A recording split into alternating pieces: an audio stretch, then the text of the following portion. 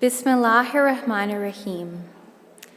President of the Aga Khan Council for Canada, Amir Ali Qasim Laka, and President of the Ismaili Council for Ontario, Salim Banji, Jennifer Bernard, Dr. Simone Vigod, Marcia Gallinger, Greer Slyfield Cook, Dr. Sheila Laku, esteemed leaders, honored guests, and dear friends, good evening and welcome.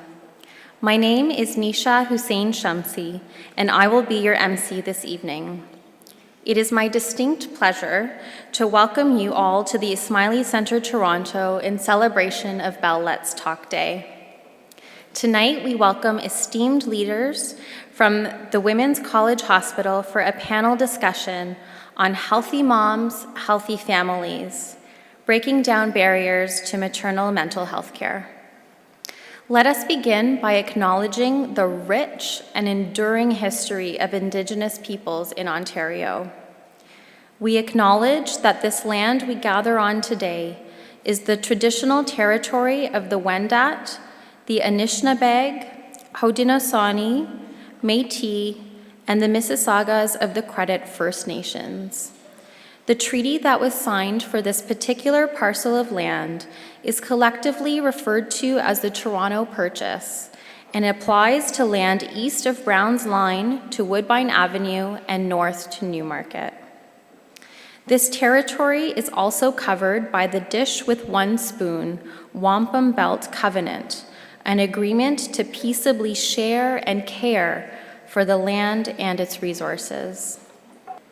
For those of you joining us for the first time, this center is part of a global network of 6 Ismaili centers, each architecturally unique, yet designed to reflect a mood of humility, forward outlook, friendship, and dialogue. Ismaili centers are spaces for social and cultural gatherings, intellectual engagement and reflection, as well as spiritual contemplation. In addition to hosting cultural and artistic performances, the centers host a series of lectures and symposia throughout the year, which bring together thought leaders and foster a greater understanding of critical issues. These lectures encourage exchange and mutual understanding between diverse peoples, communities, and faiths, while broadening intellectual horizons. 2020 marks the 6th anniversary of the opening of this magnificent space, and we are delighted to have you all join us tonight on Bell Let's Talk Day to engage in dialogue on barriers to maternal mental health care. We encourage you to share your learnings from tonight's event on social media using hashtag Healthy Moms, Healthy Families and hashtag Bell Let's Talk. During tonight's presentation, we will hear about the wonderful work being done by the Women's College Hospital in breaking down barriers to maternal mental health care. I would like to give you a brief background on our first speaker before I welcome her to the stage. Dr. Simone Vigod is an associate professor in the Department of Psychiatry at the University of Toronto and chief of the Department of Psychiatry at Women's College Hospital. Her background includes an honors Bachelor's of Science in Psychology from McGill University, a medical degree and psychiatric residency from the University of Toronto, and she also holds a Master's of Science in Clinical Epidemiology from the University of Toronto Institute for Health Policy, Management, and Evaluation. Dr. Vigod's research addresses disparities in healthcare for individuals with psychiatric disorders, with a specific focus on women across the lifespan, as well as on equity in access to treatment for diverse populations. She is also an adjunct scientist at ICES, where she conducts her population-based epidemiological research focused on the health of women with mental illness and its effects on their children. In 2018, she obtained the Shirley A. Brown Memorial Chair in Women's Mental Health Research at the Women's College Research Institute, where she runs a clinical program that focuses on novel health system interventions to improve access to and uptake of care for women with mental illness. Please join me in welcoming Dr. Vigad to the stage. Thank you, Nisha, and thank you all for being here this evening. It's really a pleasure to be able to come and to speak to you about women's mental health and specifically about maternal mental health. What I've been tasked with in the first part of my presentation before we sit down as a panel is to tell you a little bit about how we think about women's mental health at Women's College Hospital and what kinds of programs that we have that are related to maternal mental health, but also to women's mental health more broadly. So the Department of Psychiatry at Women's College Hospital is Canada's largest clinical and research department of psychiatry that has a specific focus on the mental health of women. And so what that means is we think about issues that may be unique to women. Women have unique issues around the menstrual cycle, around pregnancy, postpartum, around the time of menopause. And also issues that disproportionately affect women when women are vulnerable, experiencing poverty, addictions, or women are also disproportionately affected by childhood emotional, physical, and sexual trauma and then experience complications of mental illness. Together, we see about 30,000 patients each year. Many of them come from the Greater Toronto area, but patients also come and see us from around the province, some driving quite some distance from the north and from the east most often. One thing we know about differences between men and women in terms of mental health is that while men and women experience mental illness and addictions overall to the same degree, women are twice as likely than men to experience some of the more common mental illnesses like depression and anxiety, but they're 3 times more likely to experience problems accessing mental health care. And this can be for a number of reasons. Some of those reasons are really practical, not having someone to watch your children, not having enough money to take to park or to take the TTC to an appointment, related to stigma and shame, or to other factors. Sometimes women fulfill a sandwiched caregiving role where between caring for children or older parents, they really have no time to access help for themselves. We know that the number of individuals who want to access mental health care, I was just having a conversation just before getting up on the podium about with Bell Let's Talk Day, we have gotten as a society quite a bit better at talking, but with talk means that we also need to be thinking about how to act, because talking without action is not going to result in improved outcomes. And so this number is going to grow exponentially, and we need to think about how we can, the number of people who want care is going to grow exponentially, and we have to think really creatively about how we can get people and women the care that they need. And so our department really wants to think about the 3 core areas. Sometimes we call this the 3-legged stool of an academic university hospital, of getting the best clinical programs developed, but also being able to educate and build capacity in trainees and in the community, and doing research so that we make sure that we have the evidence to support the fact that we're delivering the best clinical programs. We're not so big at Women's College Hospital. So the Women's Mental Health Program at Women's College Hospital, we're not going to be able to meet the needs of every woman in Ontario. But what we can do is we can think about ourselves as a nimble kind of living laboratory where we can test new strategies and we can advance clinical programs and then show others how to replicate them and do them and spread and scale them. So why do we need to focus on women's mental health specifically? Is there something different about women and men? So in the 1950s, have people in the audience, do people in the audience remember or have heard about the thalidomide tragedy? People familiar with that? So thalidomide was a medication that was prescribed to pregnant women who had severe nausea and vomiting of pregnancy, and it was thought to be safe. And then all of a sudden, there were babies who were born with quite severe congenital malformations, which was absolutely devastating. But one of the things that happened in the backlash of that devastation was actually that the National Institutes of Health in the US and federal organizations here in Canada said, oh my goodness, we better not do any research on women who might possibly be pregnant. And so essentially what that meant is that even though women are the majority of people who seek mental health care, we didn't actually have research or research studies on pretty much any reproductive age woman from age 15 to 49. And that was not until 1993, which was not that long ago, that it became mandated for women and for minorities to be included in clinical research in the US. It was even later in Canada.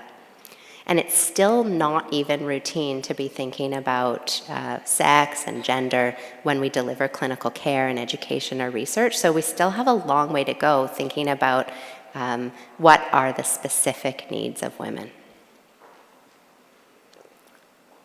So one of the programs that we have at Women's College Hospital, this is one of our general psychiatry programs. We've really taken a focus on what's the best way to meet the needs of women in general, whether they're mothers or not, who have depression or anxiety, taking into account this idea that they're often caregivers for others in their sphere, even when they need mental health care, barriers that women face, whether it's poverty, whether it's trauma, these are real. And especially often really creates problems with them getting in person to an institution like a hospital. So our general psychiatry program really strives to meet women where they live. And so what we've been doing is, instead of the traditional model of having women have to go and march up and present themselves to a psychiatrist's office, we've been working with models where we go to communities. So where we have psychiatrists who come and who work, for example, in the YWCA Elm Street housing, at the refugee clinic, in a substance use service, in family medicine, in a clinic that's for headaches, which are really common among women, to provide supervision to the case managers or to the providers who work in those settings, and then to provide advice about psychiatric care when needed. And you might think, oh, this is so simple. Why didn't anyone think of this before? But actually, these are models that have been in the United States for some time, but these kinds of models are actually relatively new to Canada. And so we're trying to understand, how well do these models of care work? Do women like them? Do they get better faster than they would if we were telling them they had to just, march off and wait in line at a psychiatrist's office? And then we have our, what we call our Capstone specific programs that focus on mental health in women around these issues where women are disproportionately affected, like our trauma therapy program, and where women are uniquely affected around the reproductive life cycle and life stages, which is what we're going to talk about tonight. So our trauma program, about 50% of women with mental illness have suffered early childhood trauma. And we know that trauma, especially when experienced in early childhood, really changes the brain. It changes how we experience the world, and it changes our brain biology in terms of how we react to things. And that can make it very hard to treat mental illness in adults. And so for years, we've been one of the only hospitals in North America that has offered focused treatment for people with mental health issues who have a history of trauma. And people have come to train with us from around the world. So we've really been focusing here on how do we scale this expertise. And we've developed an international trauma talks conference We've written a book, and recently we've received some funding to go into community organizations and work with their staff to develop a way to train their staff in trauma care so that the community organizations can continue to deliver that care themselves. So that's been really exciting. But now I'll bring you to our reproductive mental health program, which is what you all came to hear about tonight. So just to give you some context, there are about 400,000 births every year in Canada. We think that up to 20% of women are affected by mental illness around the time of birth, usually depression and anxiety, either in pregnancy or after pregnancy. When you calculate the impact that that has on the woman herself, on her family, on her child, that becomes very, very costly in terms of health service use and lost productivity. Here's the problem. We have lots of treatments. We have psychological treatments that we know that work. We have medication treatments that we know that work. But as few as 1 in 5 of these women are getting the care they need to feel better. And we think that one of the biggest issues is if we could just find ways to get women access to the care that they need, then we could really reduce a lot of these problems. Specifically, one of the pieces of research that we've done, thinking about the fact that more than half of Torontonians weren't even born in Canada, is to think about diversity in terms of these access to care issues. So about 20%, as you may know, of Canada's population is foreign-born. In fact, in Ontario, 25% of births, 1/4 of births are to women not born in Canada. And it's become very clear that immigrant women actually have twice the rate of postpartum mental health issues as do women born in Canada. About 12.6% for 6.7%, depending on when you measure it. However, despite having double the rates, immigrant women are half as likely to see a physician for their mental health issue, but just as likely to have severe mental illness and require hospitalization or something to that effect. And this really crosses almost all cultural groups and regions of origin. So, there are lots of reasons for why immigrant women might have might have a higher risk of postpartum mental health issues. A lot of this probably related to social support, income, poverty, but also women report a lot of barriers to access, stigma, poor cultural acceptability of the kinds of treatments that we have, and often simply not being able to get to care. So at Women's College, we've been really focused on how can we address some of these gaps and barriers. And we've taken the idea of saying, we have to think about some of these creative ways that we can find women, identify new treatments for them. So we launched about 2 years ago an app that women could download, screen themselves to see if they might be experiencing postpartum depression, and then we could direct them to resources. So we developed this app that women could use, and actually we launched it across Canada, and over the course of about 2 years, we had almost 1,200 women download this app, screen themselves, direct themselves to treatment. And these women told us that this was like their only in to getting care, and that they really loved the fact that they didn't have to go and see their doctor necessarily, or disclose it, and that they could do this privately in a way that they didn't feel ashamed, that they could sort of fiddle around and then get treatment when they wanted. We've also experimented with this concept of anonymity with one of our programs called Mother Matters, which is an online postpartum mental health support group where women can log in. They speak to one of our therapists privately, but they can log in to this site. They can post 24 hours a day to a therapist-facilitated therapy site. And when we compared women who had used this site compared to women who had had to get in-person treatment, we found that the women did just as well after using the online group program, and they reported much less hassle, lower costs, and a lot more comfort. And then we repeated this for delivering psychological treatments, and then even for delivering psychiatric care. And although at some times some of the women said, sometimes it's really nice to come in person, I like the personal thing, but gosh, when that baby was crying, or I couldn't make it, or it was cold outside in the Canadian winter, that was really, really helpful for me. So as we're moving forward, in kind of trying to redesign how we deliver care, and we'll tell you, quite a bit about our programs and how we're trying to help women with access. We have babysitting on site, we do evening groups, and we're really trying to leverage some of these virtual care opportunities.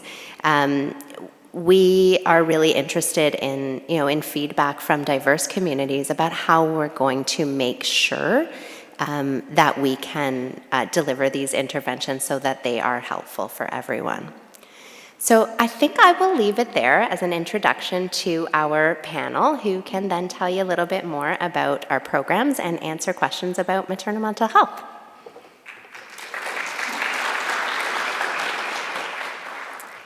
Thank you, Dr. Vigad, for that wonderful overview of the work that the Women's College Hospital is doing with women's mental health as well as maternal mental health. For the next portion of the evening, we will invite 2 more speakers from the Women's College Hospital on stage, along with our moderator, Dr. Sheila Laku. Before we welcome them on stage, I'd like to provide you with a brief background on our panelists.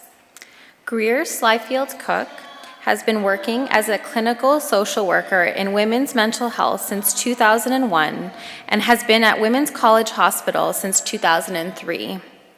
She currently works as a therapist in the Reproductive Life Stages program, providing individual, couple, and group therapy to women with mood and anxiety disorders in pregnancy and the postpartum period. She also holds an adjunct lecturer position at the Factor in Wintosh Faculty of Social Work at the University of Toronto and provides supervision to Master of Social Work interns training in perinatal mental health. Marcia Gallinger has counseled parents on managing the highs and lows of raising children for the past 15 years. She is currently working as a parenting coach on the Reproductive Life Stages team at the Women's College Hospital. The Parenting Support Center offers individualized coaching for parents struggling with mental health issues. Topics include bedtime, mealtime, screen time, and sibling rivalry. It is a safe place to access guidance that might not otherwise be available for parents.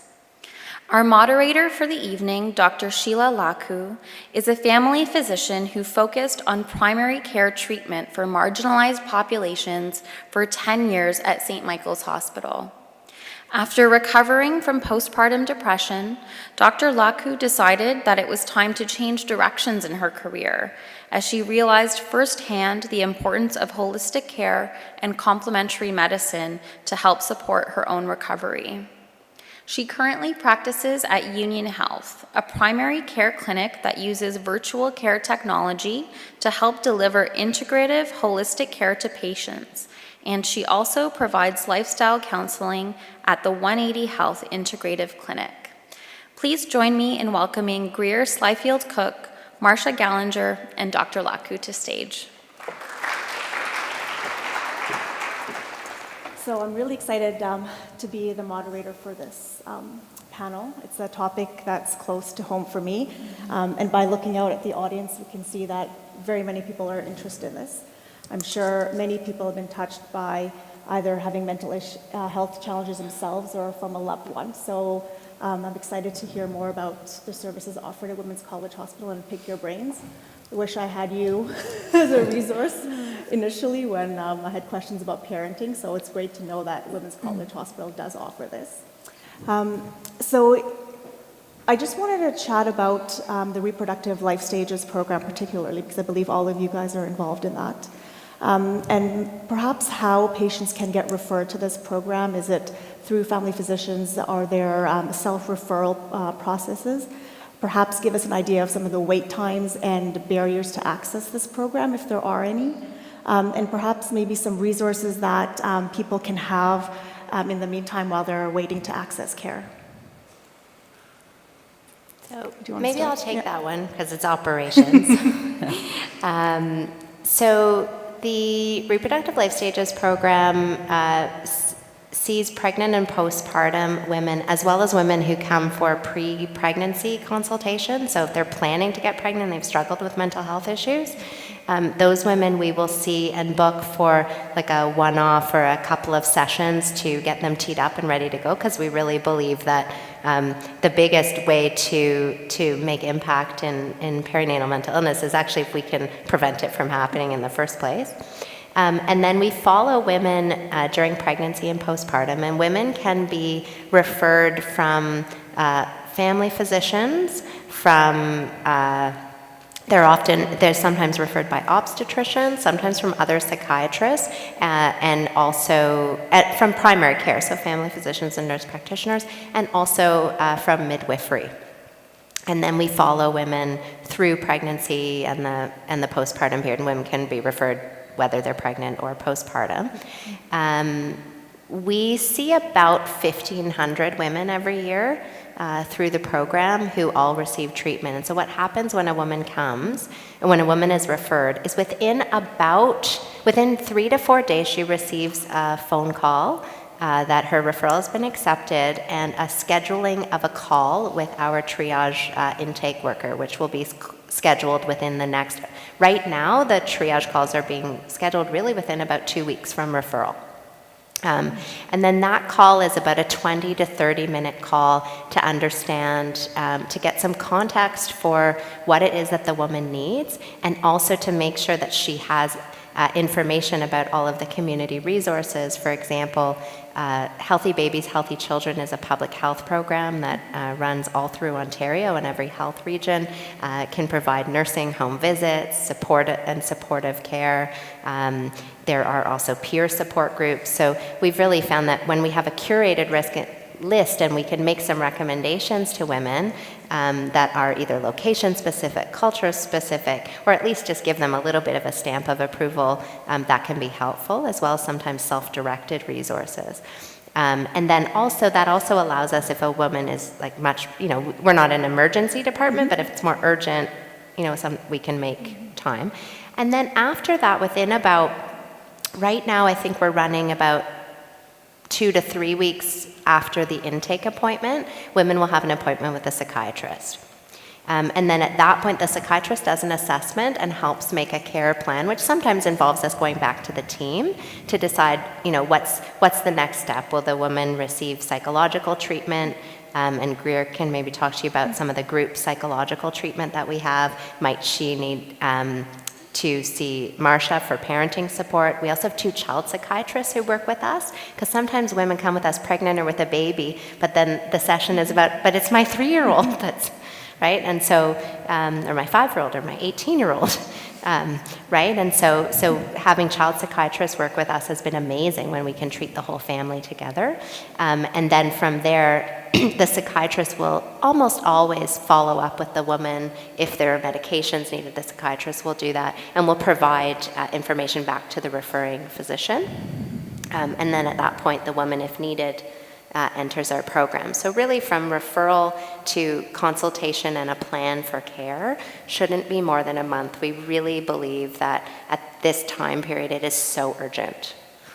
Well, that's a great overview, and so perhaps we can chat about some of the work that you guys do in the groups and with the parenting coaching as well. Yeah, so I can tell you a little bit about some of the therapy groups that we have. As Dr. Vigat had said, once folks kind of come to us for therapy, they've already been seen for a psychiatric consultation, and either individual, group, or couple therapy might be part of that treatment plan that's been developed. So we have a group that's based for pregnant women, and that group focuses on helping people to develop skills to manage symptoms. So sort of stabilizing symptoms, managing symptoms of mood and/or anxiety, building insight into stressful factors in their lives, communication with partner and family members, and also sort of helping to support people to become more or reintegrate into the activities of their life that they've been maybe haven't been as accessible to them, and thinking about the postpartum plan for themselves. We have a postpartum group that's interpersonally focused, which means that we're focusing on the relationships in people's lives in postpartum, both with their family of origin, new family with partners, the relationship with their baby. So really looking at how mood and anxiety or the adjustment struggle is impacting parenting, as well as how the stresses of everyday parenting is also impacting people's abilities to manage their mental health.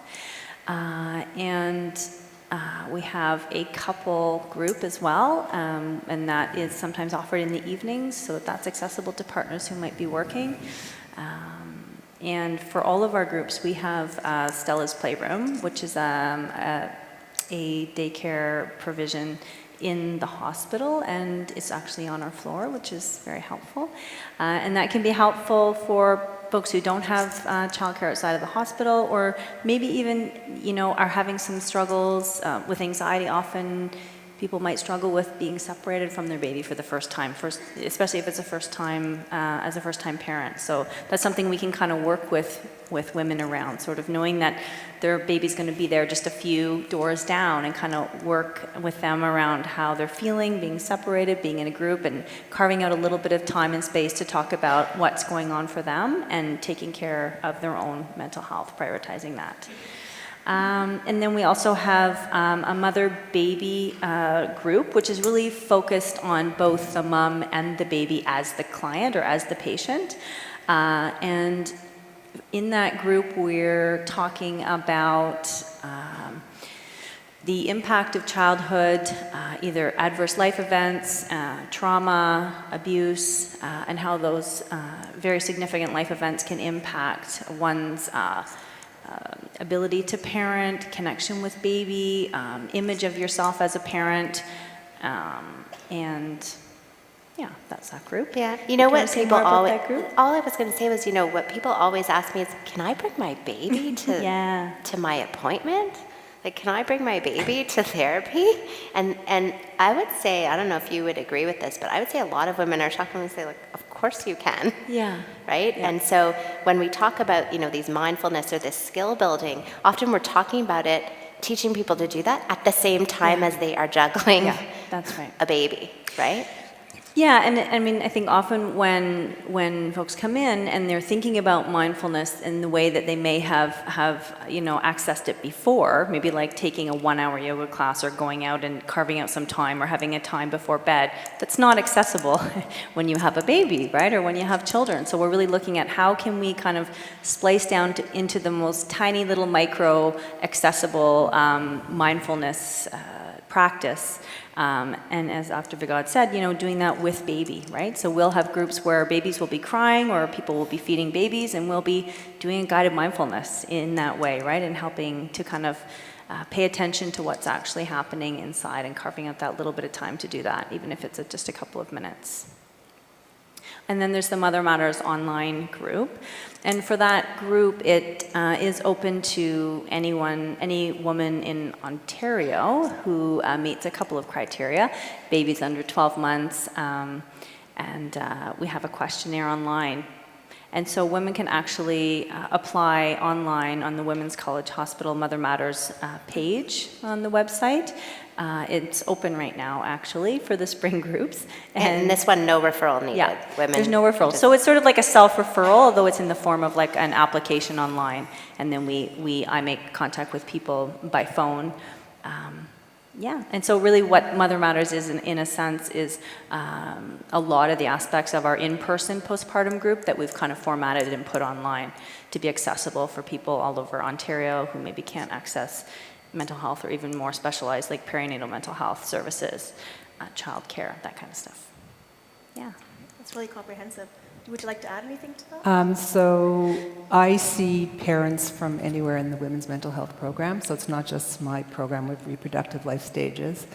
I'm very lucky because I have an opportunity to meet with, it's usually moms. I pretty much after 10 minutes, if dad's not there, I try to encourage that they bring dad to come, and they're pretty good. Like, or sometimes dads would just come with, and I can talk about anything from, it's interesting, like you're saying, that I do see the moms with the babies, but they're not usually there to talk about their baby.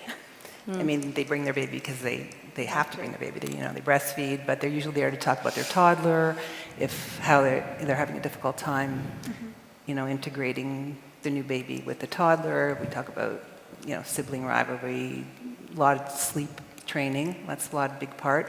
But I also do see parents that have teenagers.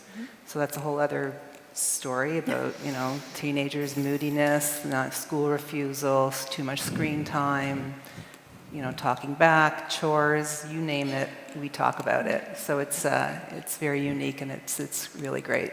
Great. And I also have an opportunity working with the 2 child psychiatrists, so sometimes we'll do family, like some family therapy, so we'll see the mom and the dad and the child at the same time. And also have opportunities, usually if there's some older kids, the parents say, like, can't you see my child? And I say, I can sometimes if they'll come in with their mother or their father. So it's a great, unique program, and it's been working out amazing. That's awesome. The one thing I'll just add that we didn't say was the couples group that we started doing. That isn't only for the woman with struggling with postpartum mental health issues, that the partner, whether it's a man or not man partner, but that the partner could also be. So we would have, we're allowing people where both partners are struggling or only one is, and it actually doesn't matter which one. And that's been a really, really, really interesting, because when you think about mental health care traditionally with men, it's really hard to get the dads to come in for care, and this has been kind of, I think, a really good hook, especially when you offer babysitting and you offer it at 4:30, 5 o'clock. Yeah, and I think it's an opportunity to kind of not only look at both how you're adjusting to the new role of parent, but also this other additional role of being a co-parent with your other parent, right? And so there's sort of like all these additional roles, and also as well as grandparents, managing your mental health. Yeah, and I also encourage if parents are helping them with their children, and there's some issues between the mother and her mother-in-law, so I try to encourage them to bring them with too. See the whole village, right? Yeah. Okay. Yeah. So this leads to the next Yeah, question. we've had family members come into sessions. Partners, we try to encourage, as one of the therapists, when folks come in for individual therapy, as much as possible, we invite them to bring their partner, at least once or twice to kind of meet, touch base, and sometimes also other family members will come. And I would say we do that too in the psychiatrist's office. Sometimes we're supposed to be the pill pushers, right? Like we're the ones who have to talk about medication. But when women have more severe illness, or they're not getting better with the psychological treatments alone, we do start talking about medication. And the funny thing about pregnancy and breastfeeding is suddenly it's not just, the woman often doesn't feel like it's her decision anymore, and it's kind of everybody's decision. So we also do a lot of like partner and family work, also, especially around the medication. Yeah. Involving in treatment plan and education. Oh, that's great. And what would you suggest, or how could loved ones support their loved ones if they're going through mental illness? What are some practical tips for fathers, grandparents, aunts that might not be connected with the services at Women's College Hospital, but notice that the new mom is having anxieties not herself? What can they do? I think, maybe something to start with is we're often pretty comfortable asking about how baby is. When someone has a new baby, how's the baby? What are they doing?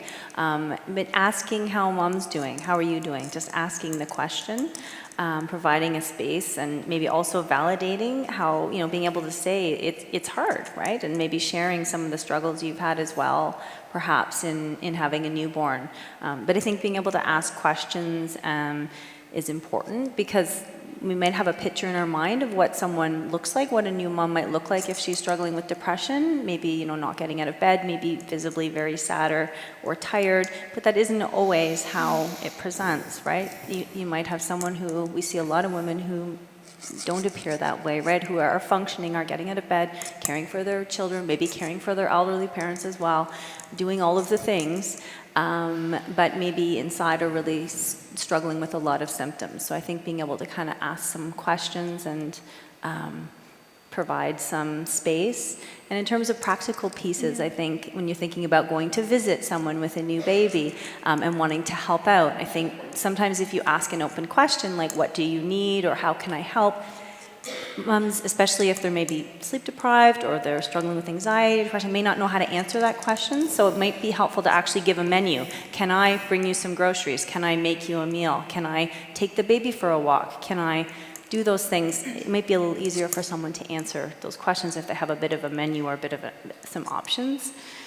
Those are some things that kind of come to mind for me. I think for me, something that I find women struggle with and families struggle with is they always ask me, well, how do we, like, everyone struggles, so how do we know if it's a mental health problem? Right? Like, what if it's just that baby blues and it's just a bit emotional? How can you tell the difference, right? And so I often talk to families about, it's one thing to feel sad for a minute, and then a few minutes later you feel okay, right? Or you feel overwhelmed, but then you take a bath and you feel better. Or you wake up in the night, a terrible nightmare, and think, oh my God, I haven't fed the baby in 24 hours. But then you feel better. Right? Or you stand at the top of the stairs holding the baby and you suddenly think, oh my God, I'm going to fall downstairs. But then 5 minutes, you're better. It's when it won't go away and it sticks and it sticks and it won't, like when it can't let go and it won't go away and it's not improving. And to say like, that's not just adjusting and baby blues, but B, there's help for it.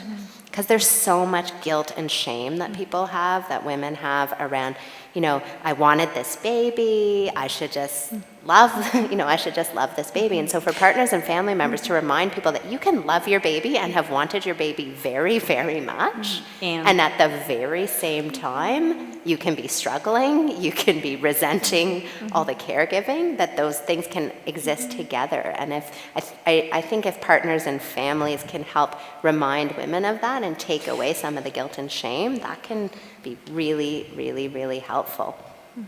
Because I think often women will sort of see this, see their the symptoms or the struggle as a reflection of their character or their ability, right? Rather than it being something that is, real and treatable.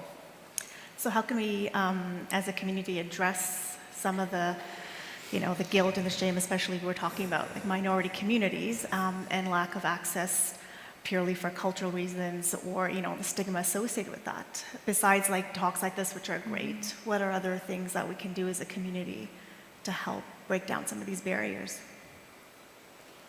Well, I think that's a really good question, and I was actually kind of having this conversation prior, and to say, just like I was talking about all of these, interventions were developed on men and not women, now we have to start thinking about a lot of interventions, like let's just take even, for example, a psychological therapy like cognitive behavior treatment. These were tested primarily in, sort of Caucasian, very highly educated, non-marginalized communities. And now we have to start thinking about all different aspects of diversity, diverse cultures, diverse socioeconomic statuses. And so how do we, I think some of it is figuring out what do different communities need, and actually working with communities and partnering with communities to say, well, you know what, we actually have to ask the people, what is something like Mother Matters, an online group, like when they look at Mother Matters, do you see yourself in this, in this intervention? Like why or why not? And if not, we need to figure out how to deliver it effectively. And some of that work is starting, but we are nowhere near, I think, where that work needs to be. And so I do think bringing communities on board is a very large plus, because that then breaks down barriers around mistrust or misunderstanding and kind of lends credibility and validity to what we're offering. So I don't know if that was kind of the answer you're looking And for, it's great but because Women's College Hospital, you guys are offering services where individuals are, right? So perhaps looking at more community centers where there are certain cultural groups that are coming together, having more of a dialogue, and women helping women, and opening up and sharing stories, I think is really powerful. That's a great way. So as women, I'm going to ask you what self-care techniques you guys use for yourself, perhaps, and what would you counsel, say, a woman who's thinking of getting pregnant, or a woman who is pregnant with risk factors for developing postpartum anxiety and depression, so that we can hopefully prevent, further crisis? What are some practical tips that we can offer women? Facts. all right, facts. So biggest risk factor for postpartum depression anxiety is untreated depression anxiety in pregnancy. So don't wait, don't think, oh, like it's going to get better when I'm sleep deprived and I have an infant to take care of, right? And then to start thinking about all the things that we know improve mental health around, making sure to get enough sleep, eating regularly, exercise. Really, the other big risk factor for postpartum depression anxiety is lack of social support. So thinking about planning out where are you going to get your practical social support from and where are you going to get your emotional social support from, and those may not always be exactly from the same place. So I think that's a big piece of where we start.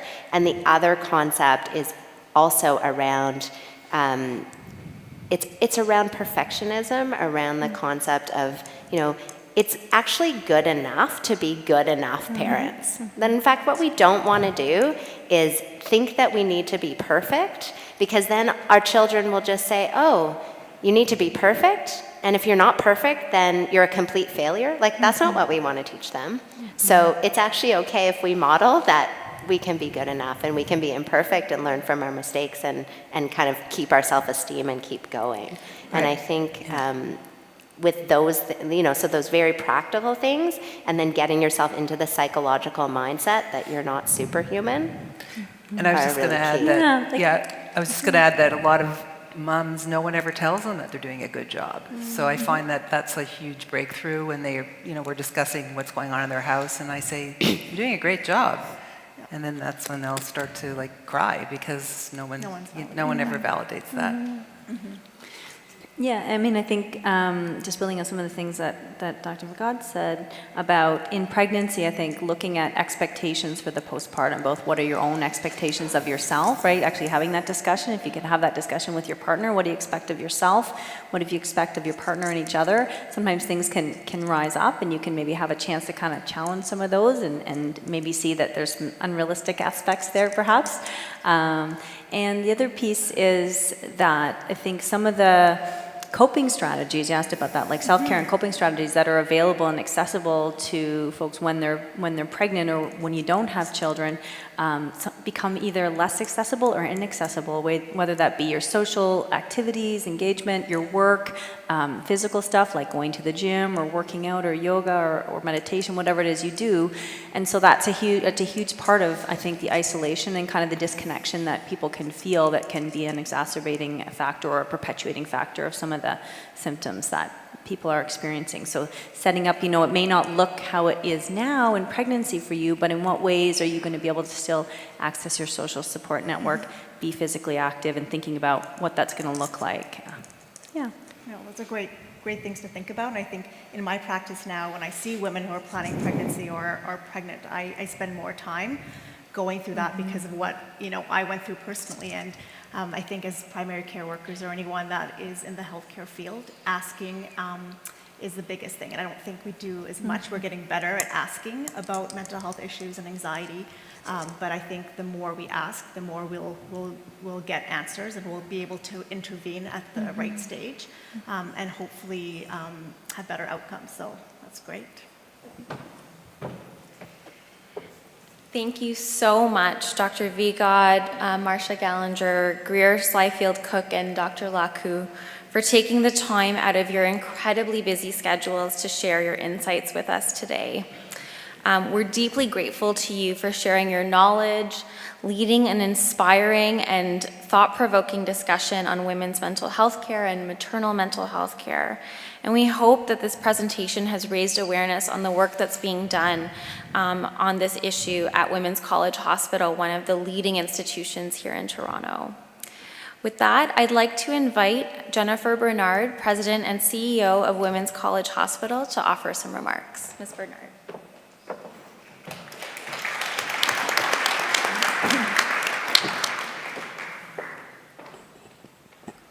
Good evening, everyone. I'm going to be brief. I'm actually the CEO and president of the foundation, and I'm here just to thank and be very grateful for your presence here tonight. It's so appropriate that this is called Let's Talk, Let's Talk Night. This entire evening started with a conversation. I had the privilege of meeting Roxana Sultan, and she came by the hospital for a tour. And she was so enthusiastic about the things that we were doing. We started talking about the Ismaili Center and what you're doing, and I came here for a tour. And I was absolutely blown away. It was so apparent how much this community cared about education, about socializing knowledge, about spreading information, and really the way the building was presented to me, how deeply thoughtful the community was. And I knew that because Women's College Hospital really thrives on partnership, we had to find a way to work together. So that's how this night began. It's also ironic that the very first thing I did as the CEO of the foundation was come to an event at the Aga Khan Museum that we hosted. So this community has been in my life right from my very first days at Women's College Hospital. I'd like to thank this wonderful team up here, and I say team because we are a team at Women's College Hospital. As you can imagine, Dr. Vigad is incredibly busy, as is the entire panel, and they leapt at the opportunity to do this because we do thrive on partnership. I'd just like to say that I've very much asked the team not to just focus on the issues around mental health, because I think many of us are so aware of the issues, but provide people with some solutions and some hope, and really talk to where they can get some help. Because I'd heard so many times when people have said, you know, you've told us all the problems, but where can people find the solutions? And what we pride ourselves at Women's College Hospital is having the courage to really step into new places and have new solutions, particularly for women. For those of you who don't know much about Women's College Hospital, we were the hospital founded by the first female doctor in Canada, the first woman to be licensed to practice medicine in Canada, Emily Stowe. And it was also the first place women could be trained to become medical doctors in Canada. And we take that heritage very seriously. And we have women at the center of everything we do. But we know that when women are healthy, everyone is healthy. And we are truly trying to build a healthier, more equitable world. And my final words are around what we're doing next. Research, as you can hear, is going to seed the future. We need research that touches all communities, and for many years it didn't. And we are very much looking forward to working with the Ismaili communities and communities across Ontario to help extend research in this incredibly important area that touches so many people. If you'd like to learn more about what you heard tonight or more about Women's College Hospital, please visit our website. You can participate in our events. We have a wonderful mental health walk on June 6th that celebrates this very special area, and we look forward to many more evenings where we can talk. Thank you so much.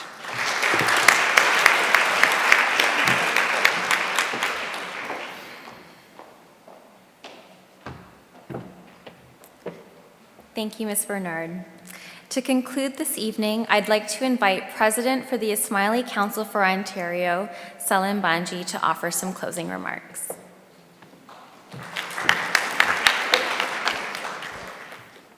Bismillahirrahmanirrahim. Distinguished speakers, guests, ladies and gentlemen, good evening. As we conclude our evening together here at the Ismaili Center, Toronto, I wanted to spend a couple of minutes to reflect on the purpose of our gathering in this space today.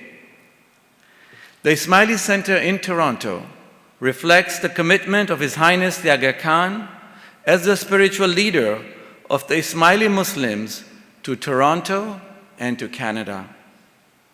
The center strives to not only be a place of gathering for prayer, but also as a place for intellectual discourse. Through programs such as the one held tonight, this center creates an understanding of the values, the ethics, the culture, and the heritage of Ismaili Muslims. The ethics of Islam bridge din and dunya, the spiritual and the material aspects of life. We strive to enable each person to live up to his exalted status as a vicegerent of God on earth. With this objective, we engage in thought-provoking dialogue on topics such as maternal mental health.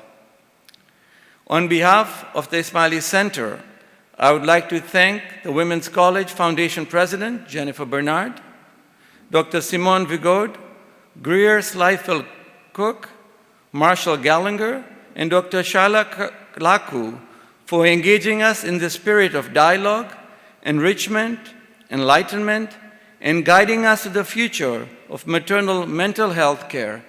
I was particularly struck by the complexity of the topic, but also impressed by the ability of the speakers to motor up their key messages and offer practical guidance and tips. Thank you very much for that.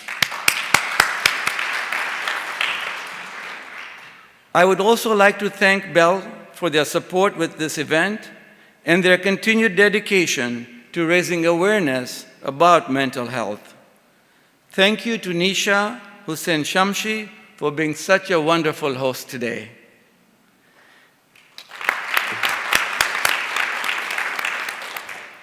If you could please accept, we would like to present our panelists with a small token of appreciation.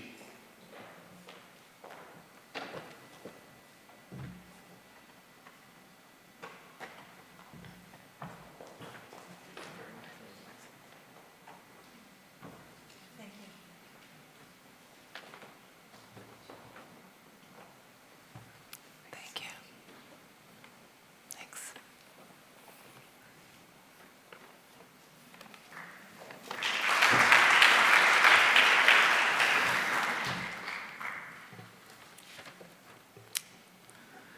I would also like to take this opportunity to acknowledge the tremendous efforts of the many volunteers who give selflessly of themselves. Tonight's event and the hundreds of events that we have hosted here at the center would have not been possible without all of these volunteers' efforts. A sincere and heartfelt thank you to each one of you for your dedication and professionalism.